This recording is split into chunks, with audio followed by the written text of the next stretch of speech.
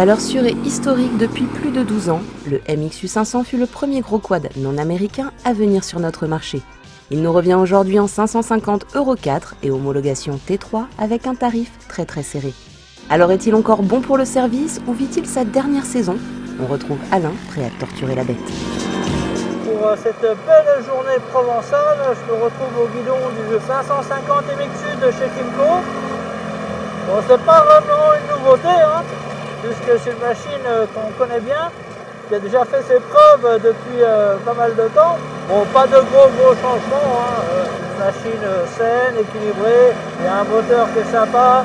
Après, où ça devient intéressant, c'est que Kymco a réussi à faire passer donc, ces machines en Euro 4, et c'est des machines qui sont toujours abordables.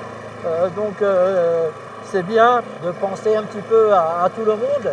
Là, ce que j'ai pu constater, c'est qu'il y a un branchement faisceau électrique pour tracter le remorque à l'arrière, que je n'avais pas vu sur l'ancienne série. Bon, il n'y a toujours pas de direction assistée, mais on n'en a pas besoin. On est revenu à des choses basiques, des jantes en tôle qui sont bien, avec des bons pneus Kenda dessus, qui ont un bon gré. C'est pas trop fatigant. On va rouler, ça va très bien parce que on a 2 roues motrices, 4 roues motrices, plus un blocage de différentiel qui peut être pratique. Avec pareil le treuil à l'avant pour sortir des difficultés ou éventuellement mettre une lame à neige pour revenir sur du dynamique. Ça accélère toujours pareil.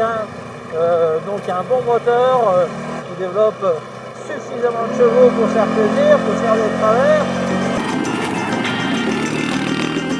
Et si tu allais faire un tour dans les pierres, histoire de voir ce que donnent les suspensions de ce MXU 550?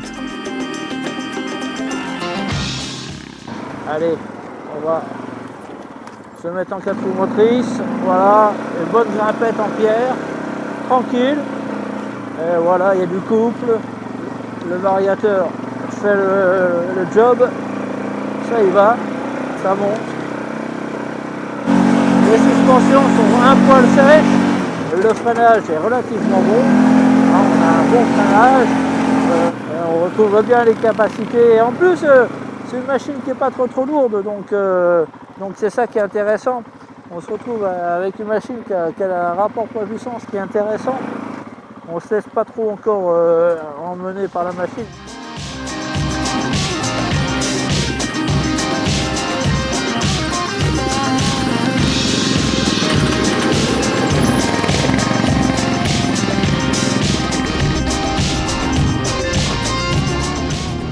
Pour la selle est confortable, les pieds c'est bien.